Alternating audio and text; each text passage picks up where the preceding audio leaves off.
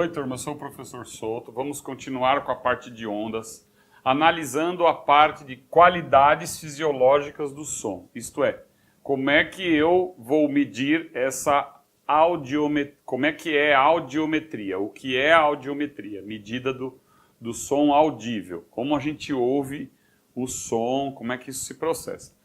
A começar do meio externo, a altura do som, ou tom sonoro, a altura ela pode ser classificada em som alto ou baixo.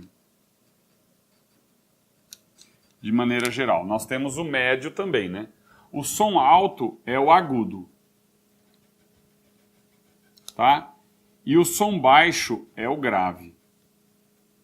Então nós temos o grave, o médio e o agudo. Tá? O grave audível é 20 Hz, isto é, 20 vibrações por segundo. Enquanto que o agudo é de 20.000 Hz. Na verdade, na prática, né, o ouvido humano, um jovem, por exemplo, ele consegue chegar até uns 17.000, tá? Mas para o examinador, para o vestibular, você considera de 20 a 20.000 Hz essa faixa de som audível. A intensidade, o som ele pode ser forte ou fraco, tá?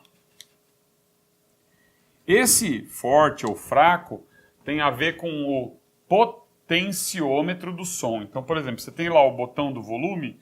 Se você aumentar o volume do som, você tornou o som mais forte ou mais fraco se você abaixar o volume, ok? E o timbre, na verdade, o timbre é a forma da onda. Forma da onda.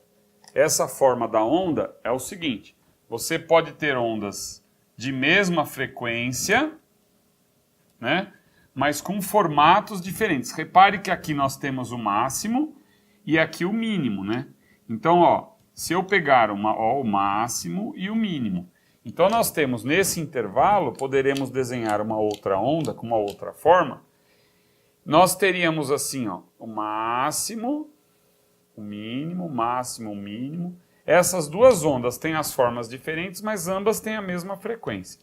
Por exemplo, o som de um violino e o som do piano. Então, se tem a mesma nota musical tirada do violino e a mesma nota musical tirada do piano, você tem a forma da onda diferenciada pelo timbre. O nome disso é timbre. Tá certo? Então nós vamos calcular agora, envolvendo tudo isso daqui, envolvendo a parte matemática mesmo, né? Turma, então voltando nessa sequência, altura, intensidade do som e timbre, né? Voltando à parte da altura, com relação às frequências do som, se nós tivermos um intervalo acústico, que é calculado frequência 2 sobre frequência 1, é uma comparação entre duas notas musicais. Se eu tenho uma nota de uma frequência 2, que eu estou chamando aqui de Dó 2, e o Dó 1, que é uma frequência do Dó diferente da outra, se essa relação der igual a 2, se esse intervalo acústico for igual a 2, nós damos o nome de oitava. Oitava exatamente pelo fato de termos 8 notas musicais comparadas. Então, ó, 1, 2, 3, 4, 5, 6, 7, 8. Se essa frequência for o dobro dessa, né, se esse intervalo acústico for 2, o nome que se dá a isso é chamado de oitava. Tá? Vamos falar agora de intensidade sonora. Tá?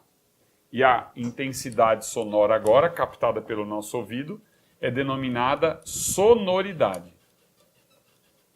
Agora eu vou apagar a lousa para a gente falar sobre sonoridade. Turma, continuando então, essa parte da audição sonora, a intensidade auditiva ou sonoridade, e conhecida como Lei de Weber-Fechner, é aquele cálculo que você já ouviu falar em decibel, né? Todo mundo já ouviu falar em decibéis, medida de sonoridade, tá? Mas antes de calcularmos, usarmos a equação, né, de sonoridade, você tem que lembrar que intensidade, a intensidade sonora é potência sobre a área, certo? Então, se eu tenho, por exemplo, aqui uma caixa de som, né? E o alto-falante aqui, ó, o alto-falante aqui, aquela bolinha, aquele círculo. Você tem aqui a área do alto-falante e a potência do som emitido, certo? Então, a intensidade é medido em watt por metro quadrado. E aí você tem a superfície, né, de saída do som, ou, no caso nosso, o tímpano. Você tem a película, que é o tímpano, né, do nosso ouvido. Tem lá o canal auditivo. Aqui a gente tem o tímpano. E essa película tem uma certa área, uma determinada área. E a potência sonora que chega aqui dividido pela área é a intensidade do som que chega até os nossos ouvidos. Então existe uma comparação. Na física existe o referencial. Um referencial de comparação, tá? Então eu tenho uma medida, tomando como referencial a intensidade chamada I0, que é de referência. Então, intensidade de referência. Essa intensidade de referência é quando você mede a intensidade sonora, por exemplo, num lugar onde há um silêncio quase que total, né? Então não é o silêncio total, mas, por exemplo, um jardim sossegado, um lugar bem silencioso, onde tem um mínimo de movimentação da natureza, né? Do som da natureza. A lei de Weber-Fechner é o seguinte, eu vou usar como ΔS, que é a diferença entre a sonoridade captada menos a sonoridade num jardim sossegado, relativo a esse zero.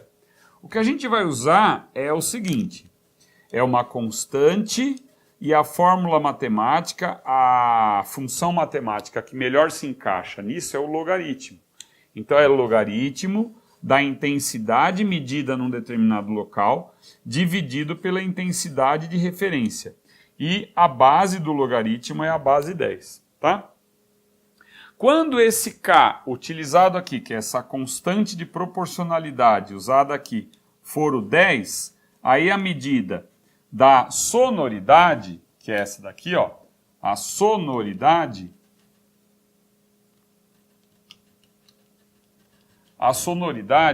vai ser medida em decibel. Se o K for igual a 1, então, decibel é se o K for igual a 10.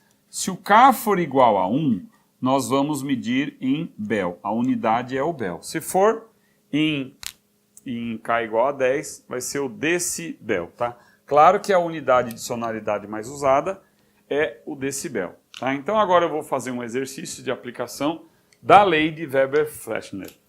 Turma, tem um problema que ele fala assim, dada a intensidade de referência, então mais uma vez, essa intensidade sonora, que é aquela potência sobre área que nós vimos, ele deu que é 10 a menos 12 watts por metro quadrado. Isso equivale a um jardim sossegado, tá? Ele pede qual é o nível sonoro em decibel. Qual é o nível sonoro em decibel se a intensidade do som captada naquele local é de 10 a menos 3 watts por metro quadrado. Então o que eu vou fazer? Eu vou usar a equação, a lei de Weber-Fechner, que é ΔS, o K é igual a 10, porque nós vamos medir em decibel, logaritmo na base 10 da relação I sobre I0, certo? Depois eu vou mostrar aí, eu vou falar para vocês, numa tabela de decibel, as intensidades, as sonoridades que você deve pelo menos conhecer, né? Então aqui nós temos que a medida em decibel, que é o ΔS, medida de sonoridade, vai ficar 10 vezes o logaritmo de...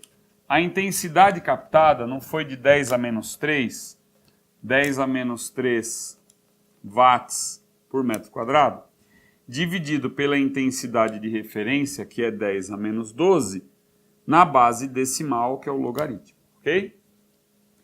Essa fração aqui, eu já vou colocar o 10 a menos 12 para o numerador. O que vai fazer? O que vai acontecer então?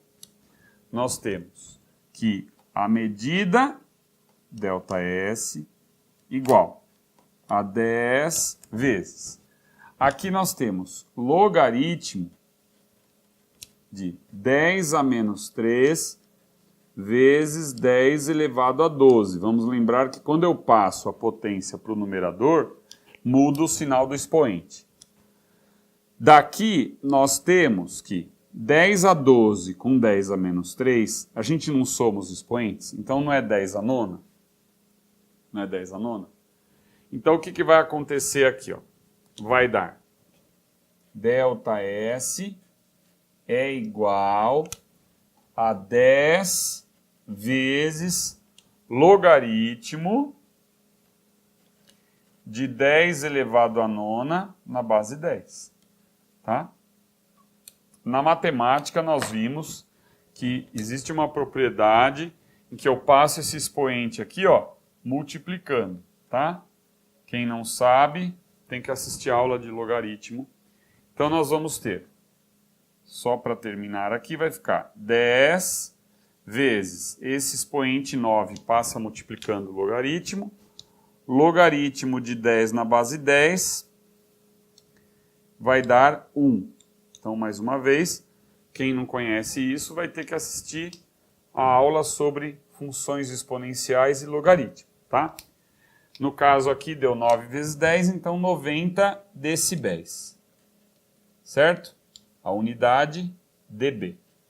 Então, nesse local, a intensidade sonora é de 90 decibéis. Para vocês terem uma ideia, por exemplo, um restaurante movimentado, ele tem em torno de 50 a 60 decibéis.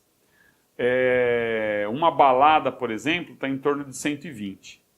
Turbina de avião é uns 140 decibéis. Então você já percebe, um jardim sossegado é em torno de 20, 30 decibéis. Tá bom? Então, nesse caso, essa intensidade sonora está associado a esta sonoridade de 90 decibéis.